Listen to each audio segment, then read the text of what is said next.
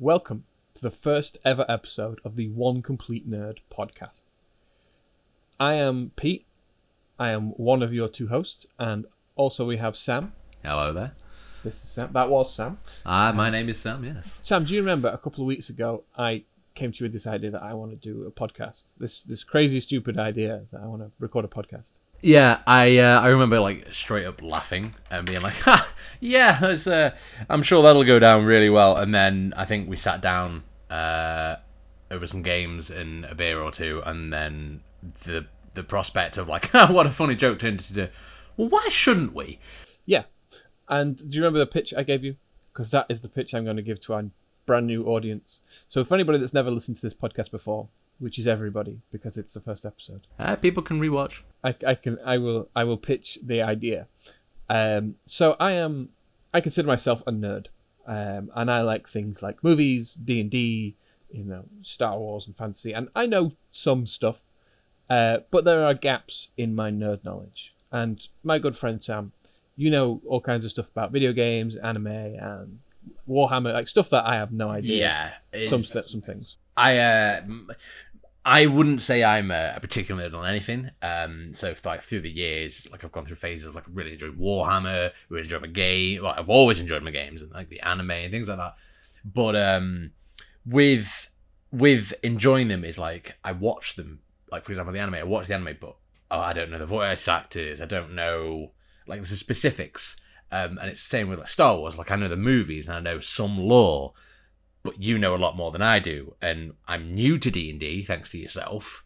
So I'm still at that stage in D&D where I'll say, "Can I do this?" And you go, "It's D&D. You can try anything." And I'm like, "Cool. I'm going to try this spell. You can't do that spell. God damn it!" So like Peter said, we don't have a full grasp on any one particular topic. Yeah. So there's gaps in your nerd knowledge. Absolutely. And I have gaps in my nerd knowledge. So by combining our joint intellects, our once separate but now combined intellect, we make one complete nerd, which is where the name of the podcast came from. We are now one complete nerd. But we're still not quite complete because there's always new stuff that happens. And we intend to have some guests on the show that have a unique nerdy perspective on other topics that we can bring their nerd knowledge and expand our horizons. Soon the library of nerd knowledge shall be complete. Exactly. Yes. So that's the concept of the podcast. Well, we're fully on understanding that with our lack of knowledge in certain areas that, hey, we might not be correct, and if you always feel free to leave a comment or send us a message or something along the lines of, no, this is the fact, and we will take that on board, and hey, it might even be brought up in a future episode. So I'm fully aware of the fact that, for a prime example, recently the other day, I learned that there was a new Warhammer set coming out for the Black Templars, which I remember painting as a child because I was like, oh, I like the black and white colours. Now I like them because, oh my god, they're on an Eternal Crusade, and all the lore that Warhammer fans listening will understand much better than I do.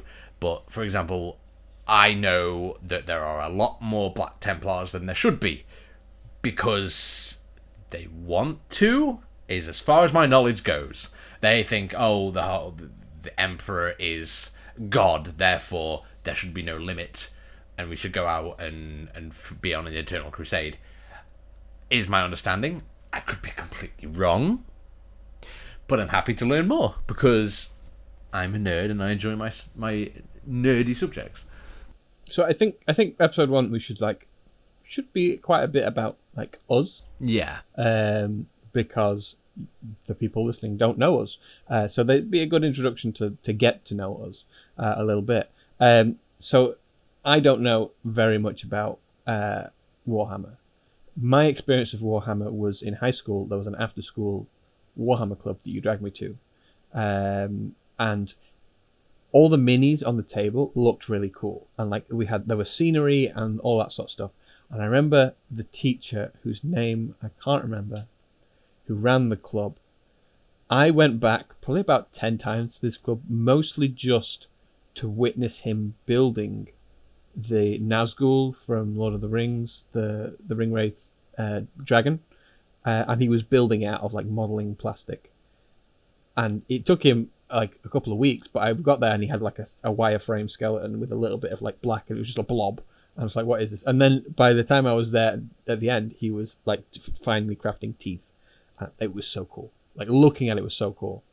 But then Warhammer was always an expensive hobby that I didn't have the money to get into. And they got around that by getting little cardboard standees and then just playing on the table with them. So that's all I know about Warhammer. Yeah. So in terms of, I've recently, like I said, as a child, I was just fascinated with the painting and building side of it, and then years later, recently, in fact, work colleagues have gone, hey, I saw them playing on their phone, and I was like, oh, that's cool, it's Warhammer, and they were like, you know Warhammer? And I was like, I know of it, and they were like a black hole sort of just grabbed me by the arm and sucked me in. It's like, you shall learn everything. And I was like, all right, okay, I'll learn. I'm happy to learn. So that's my knowledge in terms of the actual board game. I've obviously played a lot of games like Space Marines, the Dawn of War series I loved, especially when I was younger. Total War, Warhammer, recently gotten into, and of course Vermintide, which is very popular, Left 4 Dead clone, I think I called it at one point. Not today, but in the past.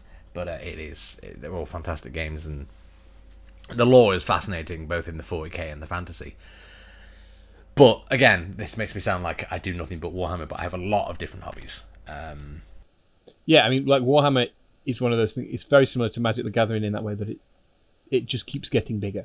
Like every time they release something, they have to keep releasing something new, so people then feel the need to have to buy it, you know. And Magic the Gathering is like that in terms of every year they release a box set, which is, and now we're going to this world with this different, and these are all the types of monsters, you know. So it's that idea of like there's always something new to learn, and for me that's always been a little bit intimidating in terms of like there is so much to learn, and most of it seemed like it was reading because the books were quite thick and it felt like a lot of reading. Reading is my weakness. I can't read. I can't sit and read for long periods. You can't read? I can't read. I read words. Okay, I was going to say, the text message I sent you, you seem to respond pretty quickly for someone that can't read. I can read. I don't enjoy it. Like, I would love to enjoy reading, and I enjoy audiobooks, but I can't focus my brain on words for too long because of my dyslexia. So yeah, well, we've suffered through that in school together with dyslexia, but like I sort of come around to reading but I have a small problem in the fact that so I'm reading a book, really enjoy reading a good book. I, however, immediately get sucked out of the book by turning the page. It's like, I'm in this fantastical world of adventure and knowledge, or mystery and a mystery murder, or like a wonderful adventure in space, and now I turn the page and I'm back in reality, which probably says more about me and my attention span more than actual reading. That's why I do a lot of my reading on my phone. So like I've been going through a lot of books recently, and audiobooks like you mentioned, and I'm scrolling, and for some reason just moving my thumb doesn't distract me as much as the turning of the page. But I do a lot of multitasking, as you yourself know. So like I'll be listening to an audiobook. For example, I've been going through the Halo books, all of them, with audiobook, which are fascinating, while playing the Master Chief Collection on Steam and other games, and it's really fascinating to be like hearing the story of Master Chief's origin that I kind of knew growing up, but hearing about it in the book is a whole different level. While also shooting, you know, like, don't kill me, and you run up and just bash him in the back of the head. It's like, yes, this is so empowering. And then it's Master Chief, quick, do this. And then in the book, it's like, oh, well, this is how this kid became this badass. Yeah, in Halo 5, I haven't played past 4. Halo 5 introduces like a handful of Spartans, and you play. Yeah, I don't know. I lost 5. So I played 4 when it first came out on the Xbox 360. That's how old. Yeah. The last time I played 4, and I sort of went through it. I was like, oh, this is fun, I think, but this sort of goes. Let's go a while back. People who are new to gaming won't really understand this, but people who played games on the PlayStation 3, well, not the PlayStation 3, but the Xbox 360 era, maybe Steam or the PC, will remember playing Halo 1, great game. It changed a lot of how we perceive games, especially sci-fi games and shooters. And then Halo 2, they sort of just built on that with, oh, look, better graphics. We're pushing the hardware to the limit. And then Halo 3 came out for the Xbox 360, and it was just a great game. Whether you enjoy that kind of game or not, you've got to acknowledge the fact that it pushed a lot of boundaries on what you can and cannot do with the hardware for a game such as itself. But it was also just fun. I think I've played hundreds of hours with different friends. We've played a lot of friends. Like, we used to go around to each other's house before we even had Xbox Live, and we'd build things in Forge and shoot at each other and just have a great time.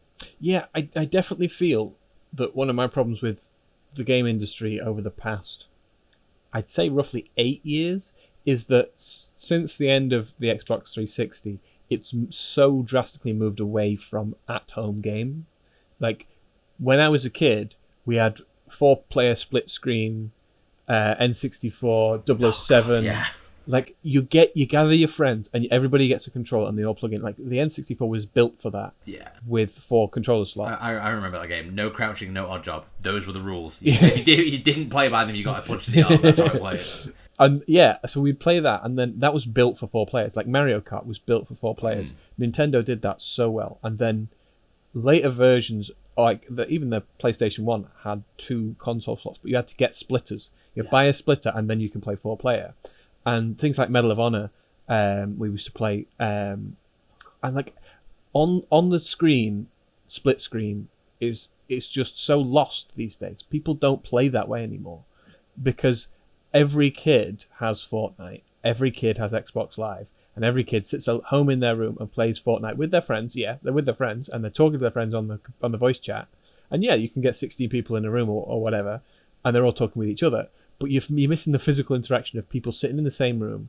I mean, I'm talking 2 years ago, maybe pre-pandemic, when this was completely acceptable and nobody had any problems with sitting in the same room. But like, it's really lost that element of being able to sit in the same room and both of us holding a controller and checking the other looking sideways at the other person to make sure they're not looking at your screen because you know that you're going to snipe them, and all of a sudden it's about to press the trigger, they duck, and you're like, how did you know? No, you're watching my screen. It's I get that. I agree with you, but I also don't, because I was also one of those people that so after school we stopped seeing each other as much because we went into different aspects of life, but with that came like, oh, hey, Xbox Live, and my original Xbox Live name was Sam Uri, which, capital Sam, the rest of it spelled Uri, because Japanese culture is fascinating to me even back then. And I was playing on the Xbox Live, and I remember I had a headset and everything, and I couldn't figure out why. I was speaking to all these people and they were ignoring me, so I just stopped doing it. And then one day I played Left 4 Dead. When it first came out, I was playing the versus mode, and I could hear them, but they couldn't hear me. And someone looked at my profile and went, "You do know you've got parental settings on?" I went, "What?" And I sure enough looked at it, and I'm like, wow, I've been playing Xbox Live for 2 years, talking to people, and no one's responded, because guess what? I've basically muted myself. So I was like, thanks very much. And this guy's name was called Flip. Well, he had a Flip reverse with numbers in there at some point. And he was like, oh, we got chatting, and we had a bit of laugh, and then he invited me to his group of friends on an Xbox Live party. I still speak to everyone in that 8-man party to this day, with proper deep connection.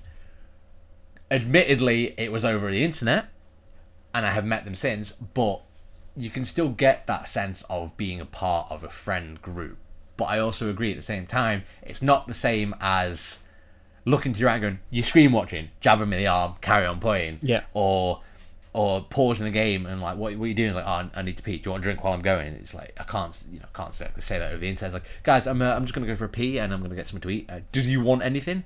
Well, how does that help? It's like, I could order you Domino's or something. It doesn't really work this way. Yeah, I mean, circling back to where we started, was Halo. Like, when I was at uni, we'd play Halo. We'd go around to a house party, and the house party would start at 8, but we'd turn up at 6 because one guy was like, "Do you want to come play Halo before we start?" And then we'd stay there till like 10 o'clock, and everyone's like, "Are you coming down? There's a party downstairs." There's like 20 people there. Oh, there's a party. Right, let's stop shooting each other. Let's go drink, I guess. So I experienced like Halos 1 through 3 was people in the same room, like playing side by side, and we were, that was how I experienced those games. And then Halo 4, somebody else owned it, and so I played a little bit of it. Halo 5, I didn't touch. Like I'm aware of, I've seen some trailers.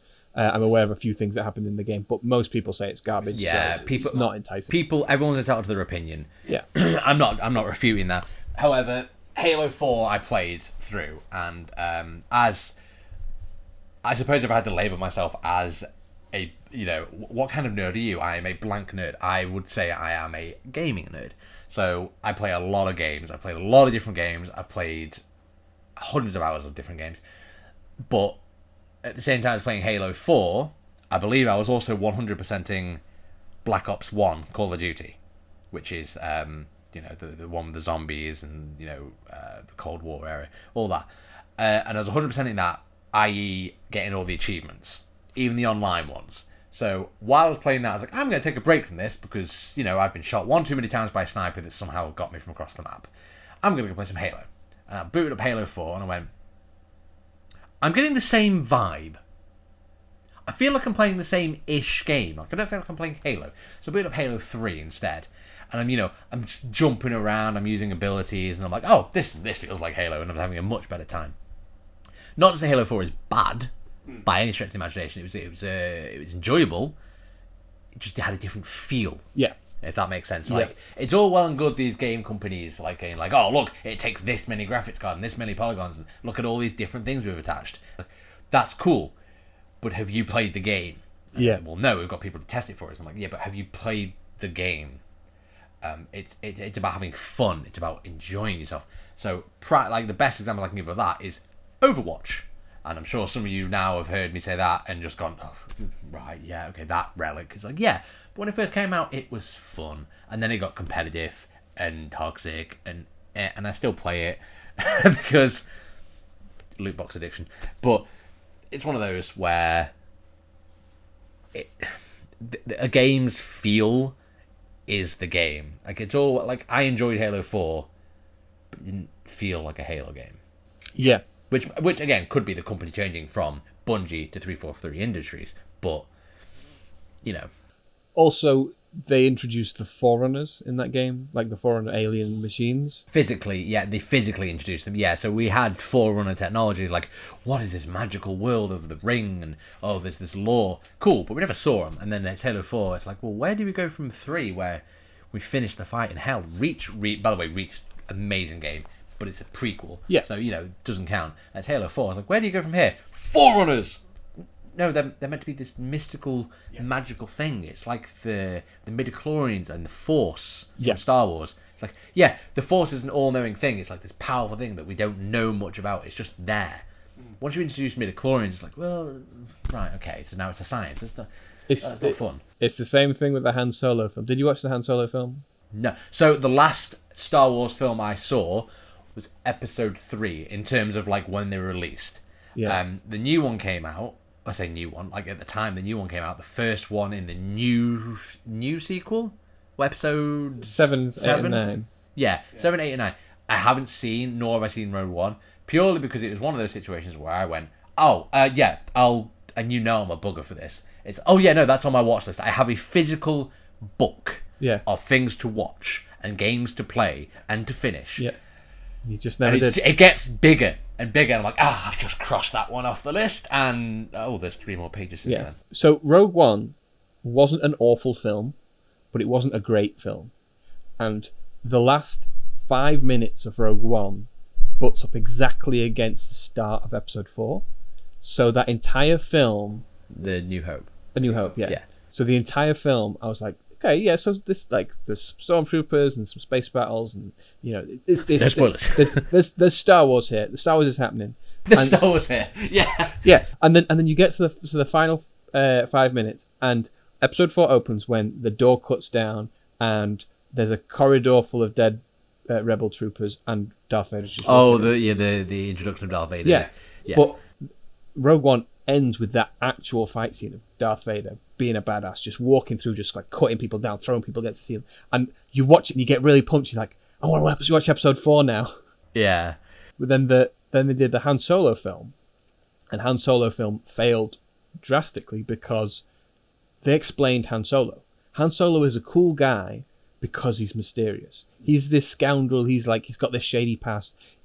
Some of the lore is that he worked for the Imperials and then he left. Like he broke out because Chewbacca was held as a prisoner or something. That's like old canon. A new canon, like there's the life debt, the Wookiee life debt. He just pulls him up off a train. That's the life debt. Well, as far as I'm aware, the closest backstory I knew to Han Solo was obviously what I saw in the films.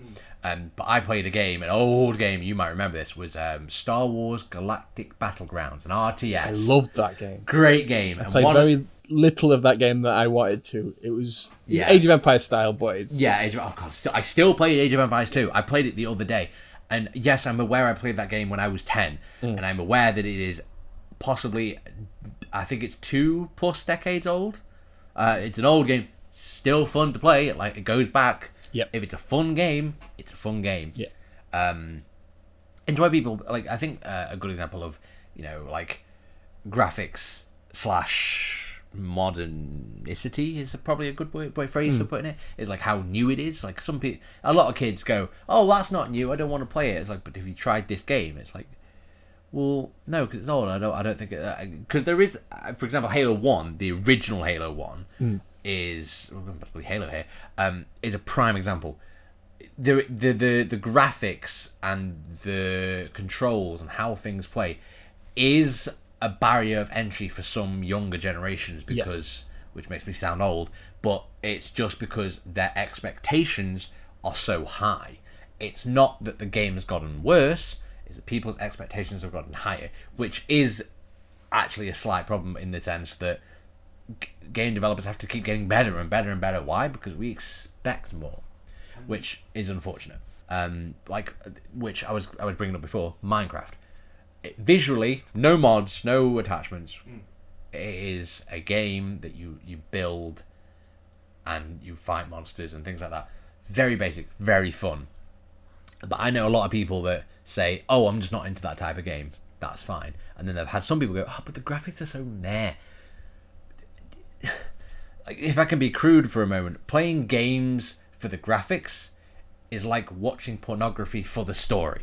Yes. It's not what you're there for. You're there to have fun and enjoy yourself. Yeah.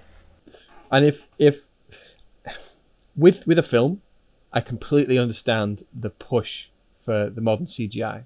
Yeah. That makes perfect sense because you watch an old film with bad CGI and you can see it. Like the Star Wars prequels, we're looping back. We're going to loop in circles. This is the podcast. People are going to listen to this like, all they do is talk in circles. And I'm like, that's the podcast. Yeah, like the Star Wars prequels, the CGI is a bit ropey, and you go back and you watch those films, and there's moments where it's like, that's not great. Like CGI Yoda in episode 2, he's a bit, yeah. And so there's CGI is cocked up. It is. So there's problems when you go back and watch emerging CGI. I think with CGI we've got to a point where it is good. It's good enough. Leave it. Yeah, and it's all about budget. It's all about money. There's not a huge amount of leap forward we can do with CGI. This is your area of expertise, ish. Film? Somewhat. The film is my area. What they've done. Have you watched The Mandalorian? We're back on Star Wars. It's already. Oh God, right. I was about to say we're gonna sound like nerds. It's literally in the title. Yeah. No, I haven't. It is once again on the list. If at any point in this episode or any future episode, I say the list, you now know it is my to-do list of nerd things. It's on the list. It's on there. I've got them on the list. I've got them on the list. May none of them be missed. You watch Family Guy, right? Family Guy? Yeah. Not for a while. Oh. If it's a recent series, then I don't recognise this reference. I haven't watched it in years, but it's that one special episode where Stewie becomes the president. He's got a list. People that he just wants to off. I don't remember. Right, after this episode. We'll it'll go on the list. You're not allowed to list. That's my thing. Yeah. So where was I? This is the problem. This is the problem about having this kind of CGI. podcast where as we hit record and we go, so how are we going to do this podcast? And we look at each other and just go, we'll just talk. We forget what we were talking about. You were talking about Mandalorian. So the way that they film the Mandalorian now is that they, instead of having a green screen, they have augmented reality rear projection. Not rear projection, but like screen projection. So wherever the camera is has some sensors on it, just like motion capture, and it knows its position relative to the world. So the screen on the background, if you move the camera, the screen on the background like warps to counteract the new position of the camera. So the actor in the location can see Tatooine desert and the two suns. They can see it because the light is literally projecting on, they can see it on the screen behind them. So they turn, they can see it, and they can see what's around them. They do the CGI before they do the performance.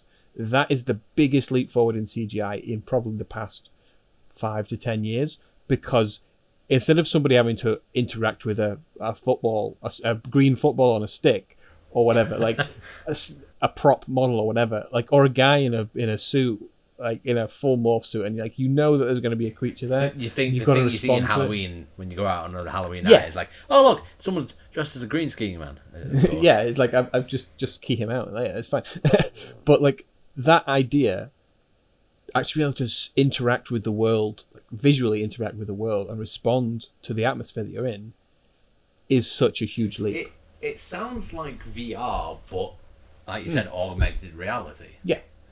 So like that is the biggest leap in, and we need that kind of I'm losing my words. That's the kind of innovation that we need in CGI, is improving performance. The actual, like, things don't look like clay as much as they used to. If you like, Game of Thrones is like nearly, the first series is nearly like 10 years old. Are you, for real? That's been on the list since it came out. Yeah, it's my like, list is over 10 years old. it's like 8 years since the first season came out, because I was in uni when season 2 came out, and that was 2012, I think, season 2. So 2011. So yeah, we're talking about 10 years since the first season of Game of Thrones came out, and I've heard horror stories about how that ended. Well, yeah, the final season's a bit not great. They rushed it.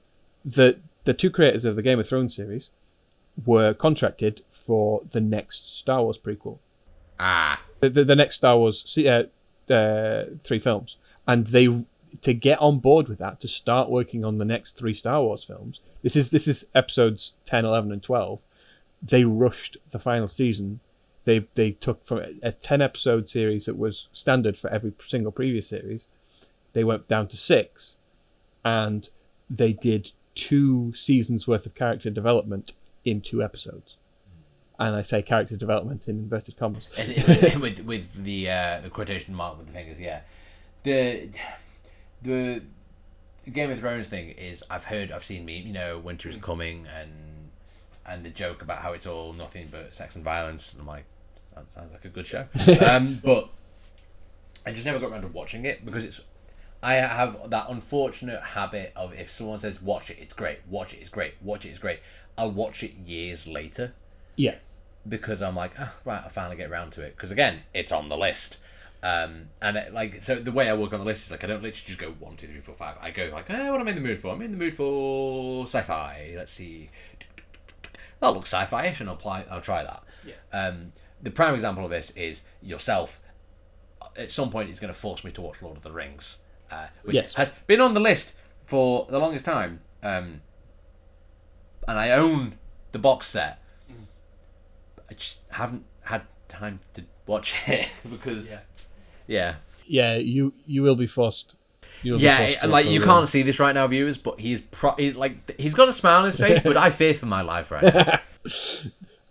I mean, there's some things that are on your list that, like, it's just shameful that you've not. Yes, so I brought this up with co-workers not long ago. They were sat there and said, "Oh, what's your favourite film, Sam?" And I was like, and I said my favourite film, and I won't say it here because I'm sure I'll get some hate, but it's a film that no one else likes, and they look at me and go, why do you like that film? I once applied for a job at Cineworld, as we are based in the United Kingdom, and they asked, like, I almost got the job. I had one last question to get. We're in a group of people, and it was obvious I was going to get this job, like, because I got on with everyone. I knew what I was doing. I was like, I'm not dumb. Like, they were, no, this guy is going to be able to help us run this place better. And I said, they said, what's your favourite film? And I said my favourite film, and they outright said no. And they questioned me, and my answer is, it pulled me up during one of the low time in my life, like low points in my life, and made me smile. And to this day, I still watch it, and it makes me smile. And they were like, oh. And it all comes down to fun and enjoyment, and that's why you do these things. Like, you don't... I know some people play games like Fortnite and other games with loot boxes because gambling addiction. I play games to enjoy myself, to forget the real world, to just have fun. So when someone, like, if I start watching an anime series, I always give any anime or movie, well, not movie because that hasn't got episodes, but series, I'll give it 2 episodes. It's got the first pilot episode, and the second one. And usually, if I'm not, what will happen is, like, I'll watch the first episode, I'll watch the second episode, and then I'll be watching the third and fourth one before I even realise I need to go make dinner. But then there's some series that I'm like, I could be playing a different game. Yeah. Or I could be watching something else. You know? And that's usually when I'll drop a series, because I'm just like, I'm not enjoying this. Which, again, some people will say, I think a prime example was Final Fantasy 14, 13, I forget which one it was, had a character called Lightning in it. And everyone will get, like, I got to the point where I was like, I've been doing this for 13 hours now, 14 hours, 15 hours. I'm just not enjoying myself. It feels like I'm still in the tutorial stage.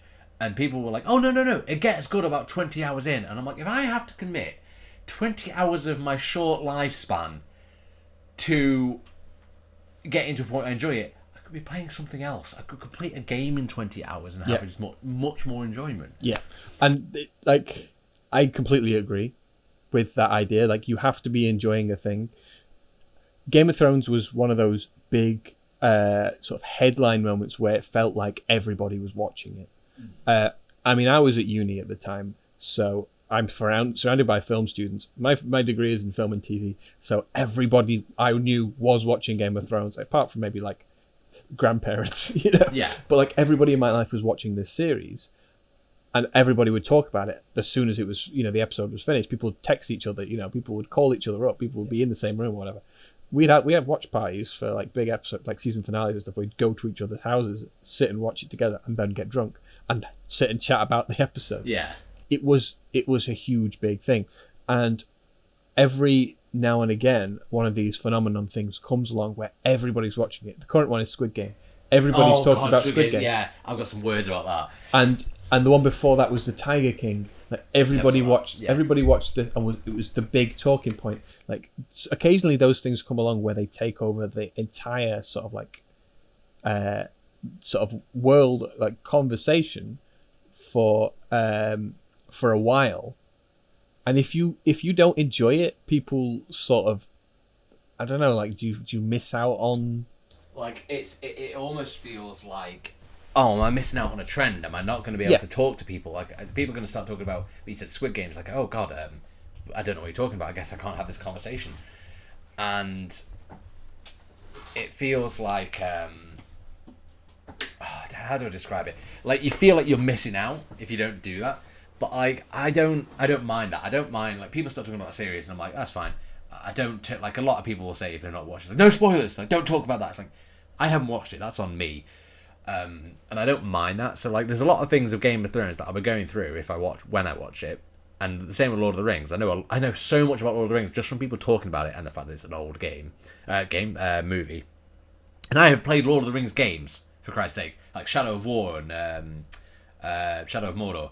I've played those games, so I know bits of the lore, and I haven't seen the series. I know there's Twin Towers, and there's a ring, and there's a volcano, and there's one called I get called Samwise Gamgee by someone at work, purely to mock the fact I haven't seen Lord of the Rings.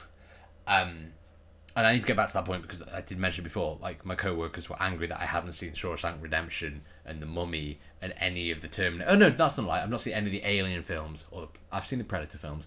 I'm not all these films that like I'm saying these words, and I'm sure some users are like physically recoiling, going, "What? How have you not seen these?" And I'm like, they're not on the list. I haven't got time.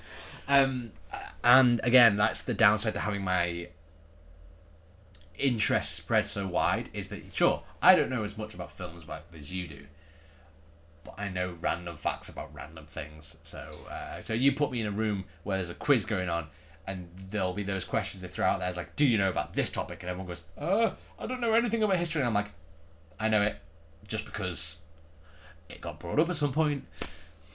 Yeah, I mean, I dive deep into film, so if we need to talk about films, it'll be me talking to you. Yeah, yeah. But about the series, you were talking about Squid Games. I watched that before anyone in my co-workers or any of my friends, and they were like, "Oh, you know about this game?" It's like, "Oh yeah, I love Squid Games. It's absolutely amazing." I mean, I was a Squid Game guy, like one of the pink suits for Halloween, which everyone's like, "Oh, it's dead original," and then no one else did it. So technically, yeah, it was. But it was one of those things where I only watched it because I just finished watching a series, and it said top in the UK right now, and I was like, that looks Asian. But not a generalization, but like it's got Asian actors on the front of it. So I'm like, huh. And being in the United Kingdom, I don't expect the most popular thing to be it was a Korean film series, but like any kind of Asian film, because they look at it and go, oh, subtitles, I don't want to read subtitles. Because they haven't got attention span for it, I suppose. Yeah.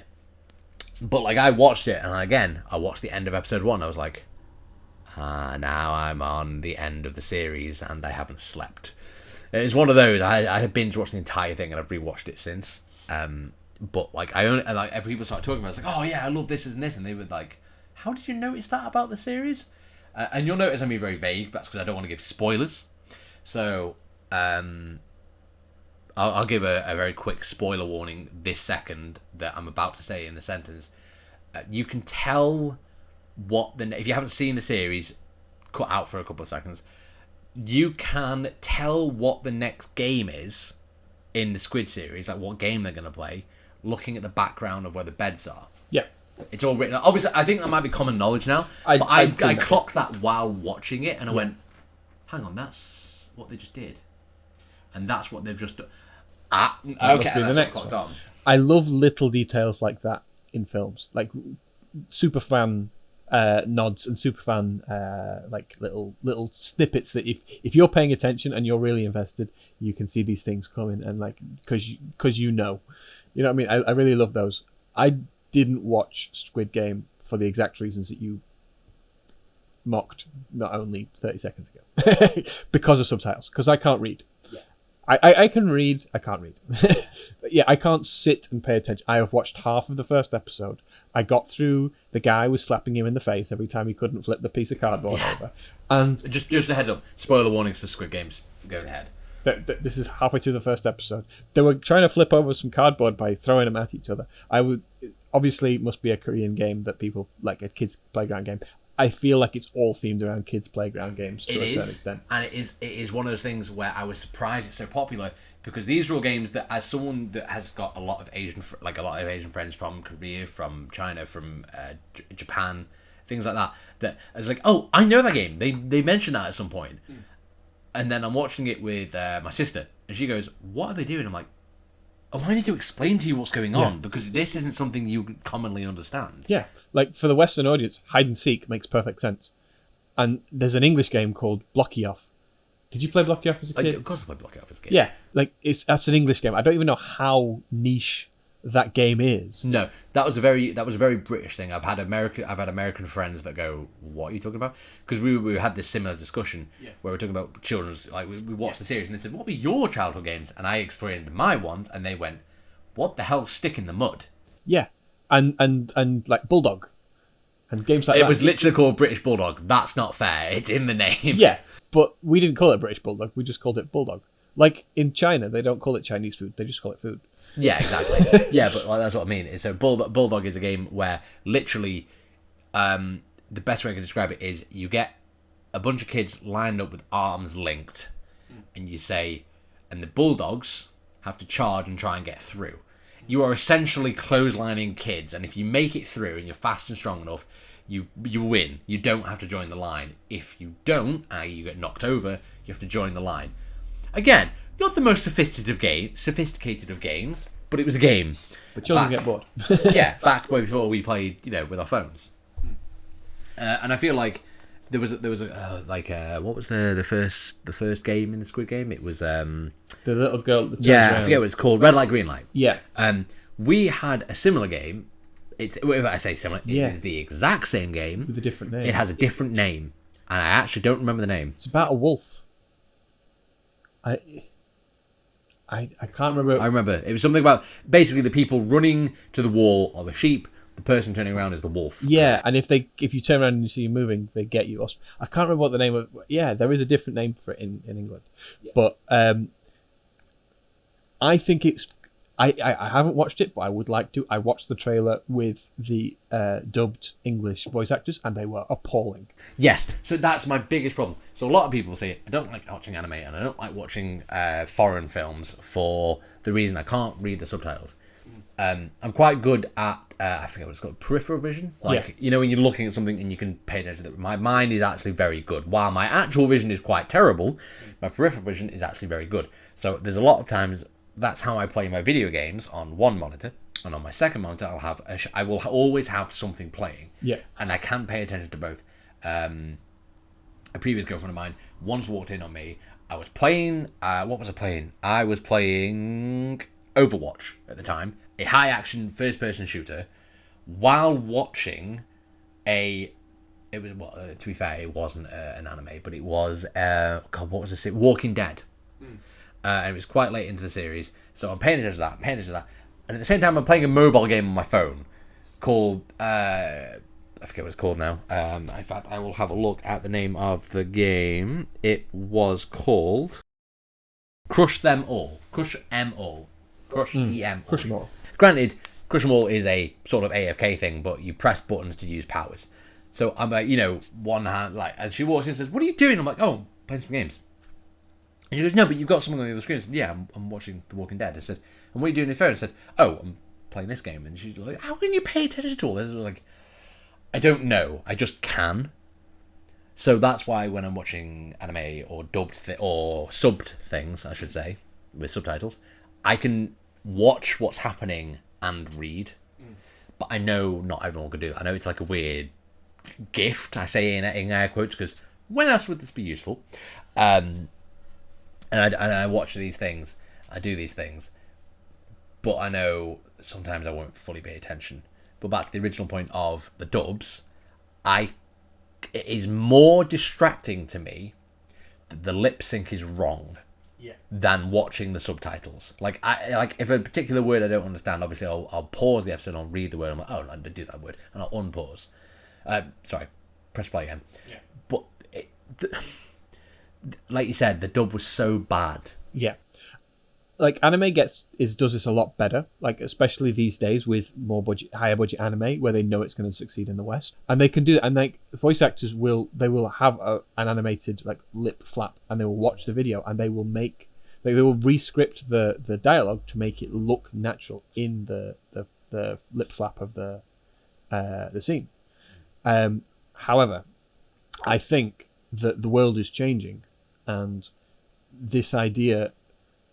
I mean, I can't remember. It's like 5 years ago or so. They did the Ghost in the Shell remake, and it did really poorly because Scarlett Johansson was the Major, and I mean, really, that should be a Japanese woman as the Major. Yeah, but I agree. For getting audience in the room, and it was really bad, and they had Japanese themes like Geisha Girls, but then Christoph Waltz was playing the villain. Like what? Sorry. Christoph Waltz. No. Geisha Girls.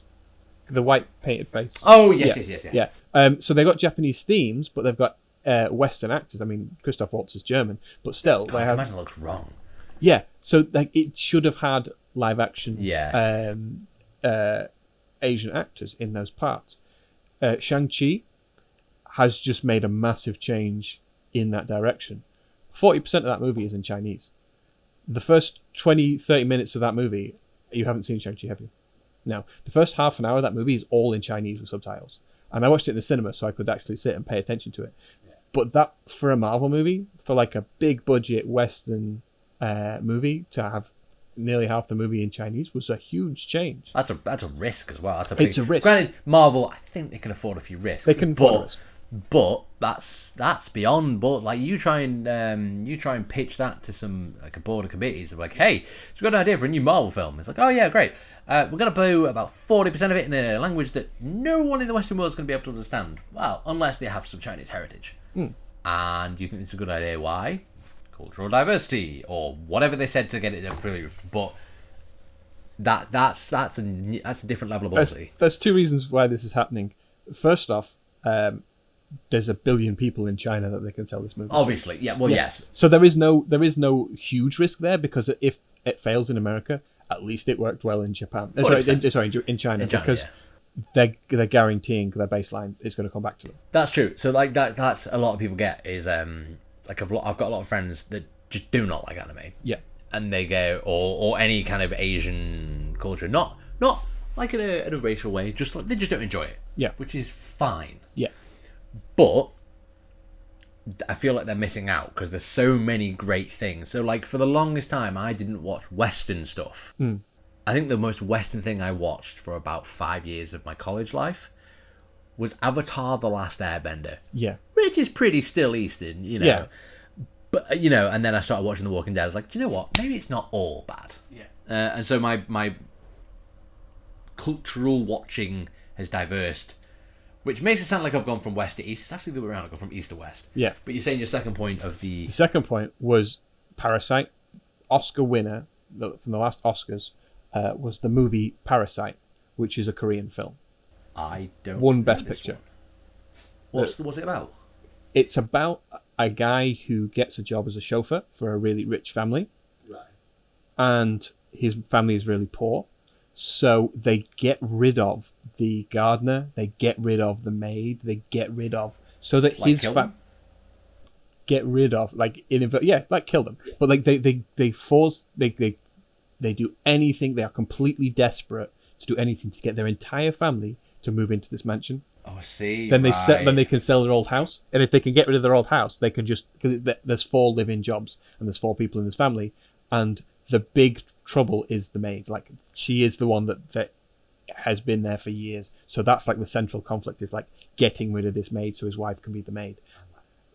When I was in school, you couldn't admit you played video games and watched anime without being laughed at as a geek or a nerd. I feel like someone the other day laughed at me and pointed and said, "What a nerd," jokingly, and I just sort of looked at him and went, I feel like I should be offended by that, but I'm not, because nerds are really important now. Like, you want your phone to work, you need to go to a nerd. You want a new phone, you need nerds to make a new phone. Your computer, your Xbox, all the things that were considered nerdy are now mainstream, which means that the, air quotes, nerdiest, such as ourselves, have... I said that in such a grand way. Such as ourselves, I'm a real nerd.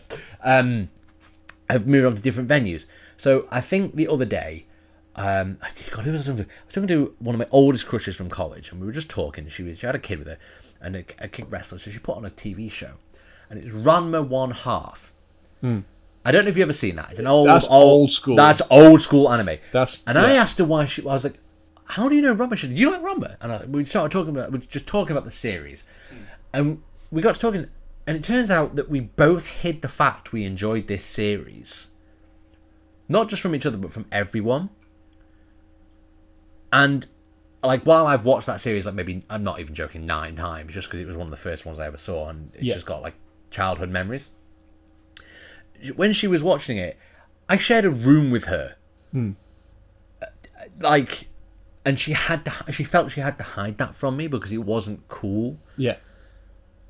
But I didn't let her know I was a nerd because I didn't feel it was cool. Now it's not unacceptable. Yeah. You know, if like someone goes, "Ha, nerd," most of us just look at them and go, "Really? Like, okay, whatever."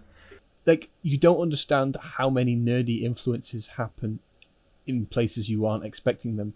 Like, nerds control the entertainment industry in a way that you don't expect. Yeah. Most of the writers of The Simpsons play D&D. Yeah, exactly. Yeah. I think that Joss Whedon from like the Avenger films, he plays D&D. Vin Diesel from the Fast and the Furious movie plays D&D. Yes, I've seen that and I love it. I don't want to be like nerds rule the world, but they do. They have a lot of.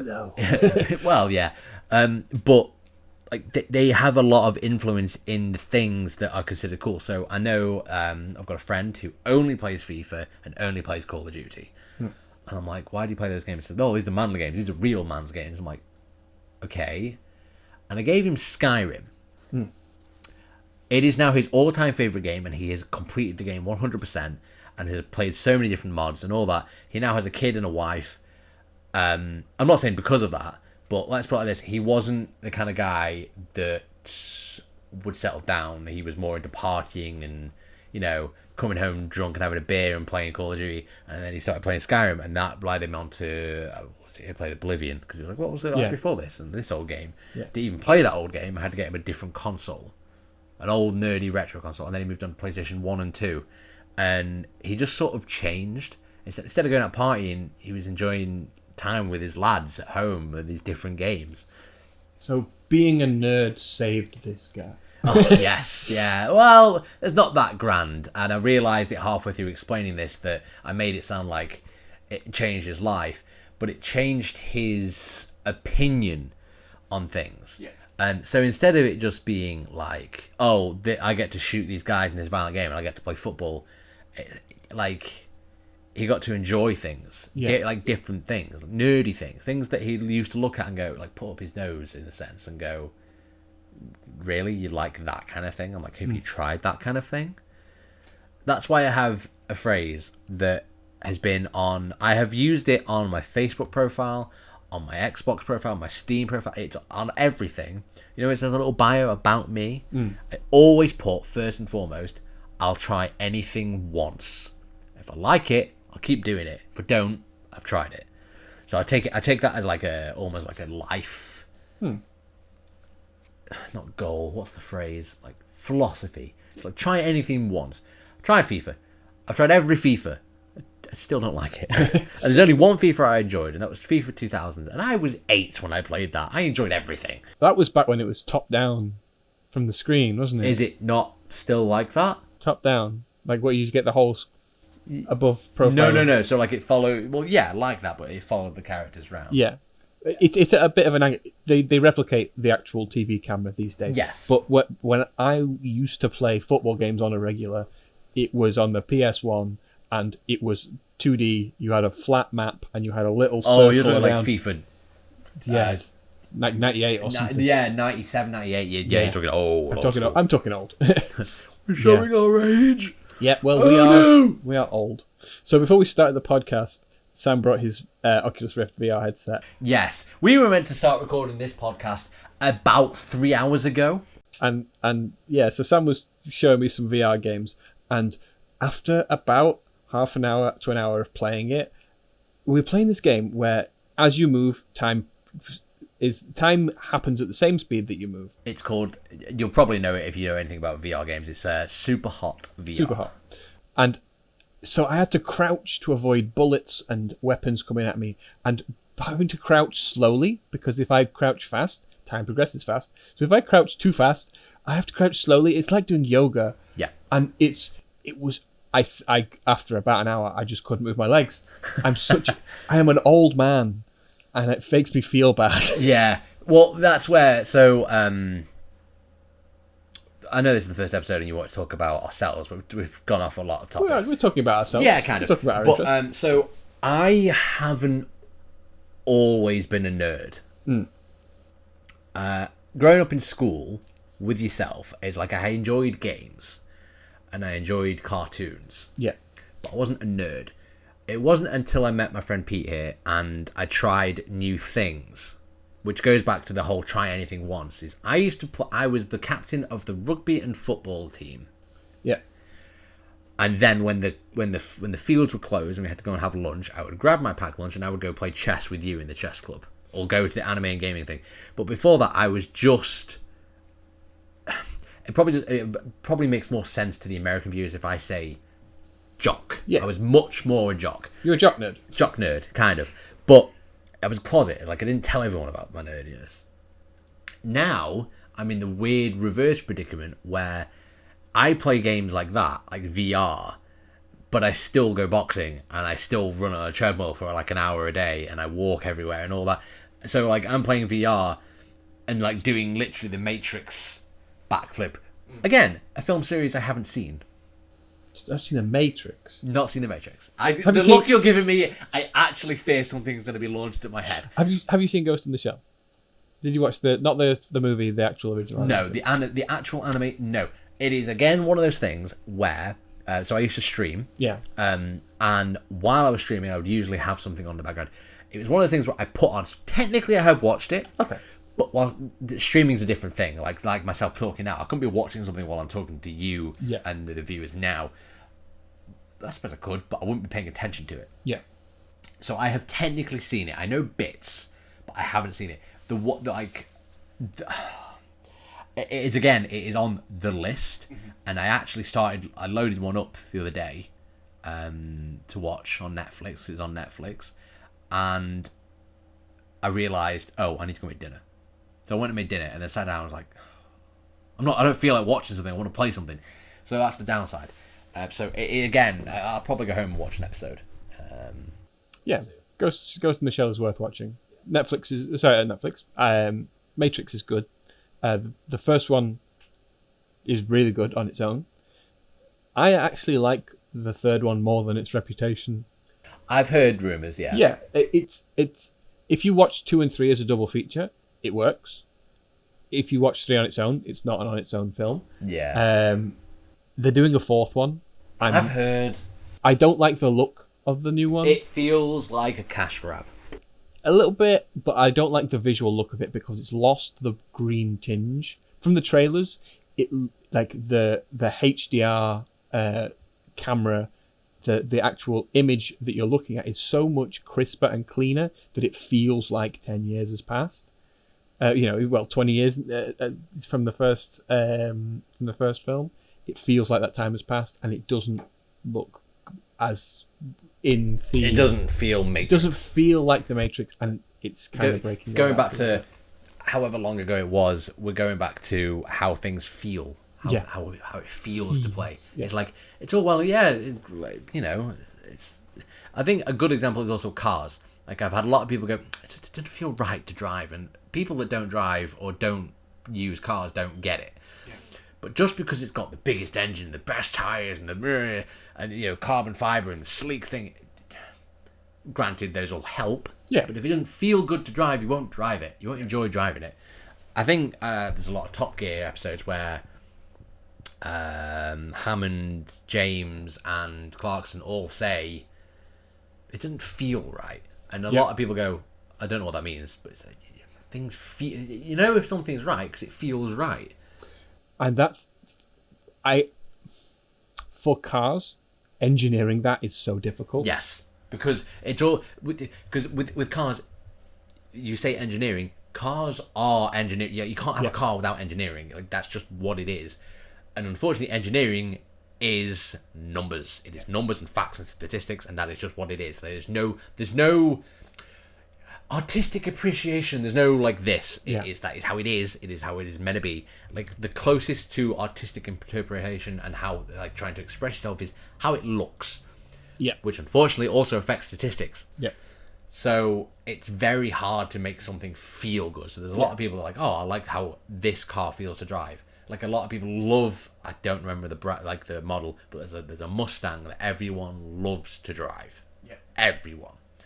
Then the next one they came out, they tried to make out another one, and no one talks about it because it wasn't good to drive. Yeah. It was better, but it wasn't as fun to drive. Yeah. And it's a lot easier to do that, to be that creative in a creative industry, in film, in game, in anything like that. It's so much easier to be creative in that way. So it actually, because it's not like mathematical, because a film is a creative process, it is a lot easier to do that. I think we have cottoned onto the theme of the episode is feelings. Feelings. Yeah, it's about how we feel.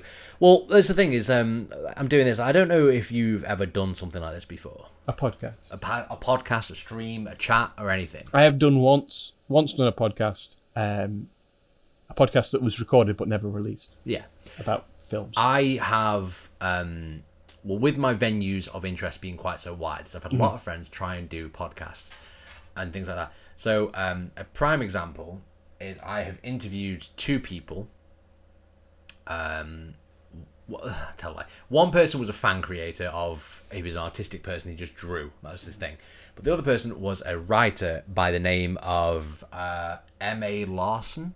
I think he writes cartoon shows, and I think that's the thing is I had with my experience with Twitch streaming and Picato streaming and just talking like this is my friend was like, oh god, and I can't remember the name of the podcast now, but I had me on a regular basis as a guest host, but it was one of those things where he panicked because he got a chance to interview this person. And every time he spoke to them before the podcast, he kept freezing up and he was terrified that this is going to go wrong. So he asked me and someone else to host it for him. And I just kept... I feel like because of my background of not necessarily being a nerd and being a social butterfly, what did you call it? Like, you call me a social butterfly because I used to move from different cliques in school. Yeah, you have the strange ability to walk from one group of people to another group of people and understand the theme of that group and then fit in, and that part of you comes out. So you go up to the sporty guys and then you just be sporty for a day, and you go up to the nerds and you talk about what we're talking about now. Yeah. So that's the thing is so I started talking to the guy and just asking questions, and I think I had 2 hours to prepare for this interview, and I was like, I'm just going to talk. I'm just going to talk and I'm just going to ask questions. But it goes back around to how things, like you said, how things feel. And you were talking about the VR earlier. I think you had a point to make about the VR. But playing VR is different to other games. You play games and you can enjoy how it feels. Like we were talking about Halo earlier, and how you don't enjoy that game, so you don't play it or you don't watch that film. VR is different. You are in the game. Yeah. You are the game. You can't help but feel everything that happens. So VR is a very unique prospect in the sense that no matter what the developer does, you're going to feel it. Yeah. So it's all well and good being like, how can we statistically make this game better? Just play it and enjoy it. That's why there's a game currently on alpha that I'm playing at the moment on VR Oculus called I say that and then I forget the goddamn name of it. I'm gonna look it up dead quick because I've got it as an app on my phone. The Oculus Quest 2, which I use. I recommend to anyone that has the disposable income or can save up for one. Absolutely recommend it because, like I said, you're in the game. But while I'm looking up this game, the other one that I absolutely recommend is Beat Saber. Just imagine being music. That's the only way I can describe it. You are music. You're slashing through boxes. If anyone's not seen it, look up some videos on YouTube. Beat Saber is just fun. That's all it is. Beat Saber, when the Oculus came out, Beat Saber was on all the YouTube videos and on all the the clips in between. Everybody on the TikToks and the Snapchats. On the TikToks and the Snapchats, yeah.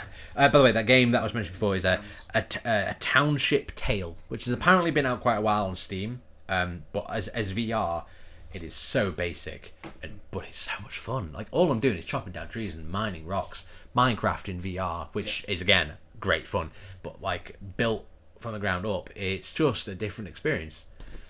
If it wasn't VR, I wouldn't enjoy it because it's so bare. Yeah, but it's just picking grass to start a fire and chop it, getting an axe and smithing it and making this lump of metal into an axe that I use to chop down trees to make more handles to then go and mine rocks because I've got different pieces. It's just fun. Yeah, it just feels like I'm in the game, and it sort of taps me on the shoulder and I freak out and go, "Oh, this is my reality now." So that's how it is with my nerdy experience. When I'm painting Warhammer, when I'm playing games, when I'm watching films, when I'm reading books, when I'm doing all this nerdy stuff, I'm in them. I am the thing I'm doing. If that makes sense. Probably not. Yeah. No, it makes sense. But like I am that, and then I'll get tapped on the shoulder and be like, dinner's ready, or hey, you've been staring at that screen for hours now, or I'm kind of the same when I go running. It's just like, they're like, Sam, where are you? It's like, I'm doing a run. Why? I said, well, you were meant to be here, coming for dinner an hour ago. It's like, oh Jesus, nah, it's been 2 hours. Yeah. So I mean, we've definitely found the theme of the episode is we've talked about our feelings. I think that's a good place to close. Is that we were talking about ourselves. We've talked about our feelings, and we've gone from everywhere to Star Wars to start off with Warhammer, Star Wars, Halo. Yeah, VR headsets, Game of Thrones, like you name it. This is anime, bits of anime. So I haven't prepped a closer. We need to figure out how to close the podcast. Goodbye, everybody. I've had fun. Just do a silly voice and just leave. I don't know. I've really enjoyed this, and if this gets a, do you know what? Even if this doesn't get a warm receipt and people, we don't get people viewing it, I'm gonna keep doing it because this is fun. I enjoy talking to you about these things. Yeah. And I know people that want to come on and talk about their prospects. Like, I've got a friend who is a professional D&D host. Like, he is a dungeon master as a job. Yeah. Alongside being a blacksmith. But, we could talk to him about D&D and blacksmithing.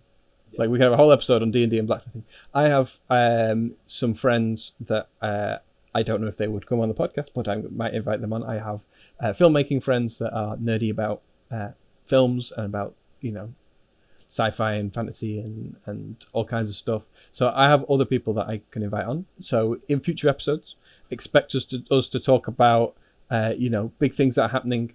There's loads to talk about for film and for video. I'm not going to lie. What I'm getting from this is you're already sick of me and you're trying to replace me. No. I got other people to host on. There's more than just you. No. You can be replaced. Me and Sam will be a constant fixture. We will invite people in to be a third voice on the podcast as phone-in guests. For not all the time, but I expect occasionally we might have a guest on. We'll talk about like big news that's happening or interesting developments in the world of nerdery. And always with the hopes to expand our nerd knowledge.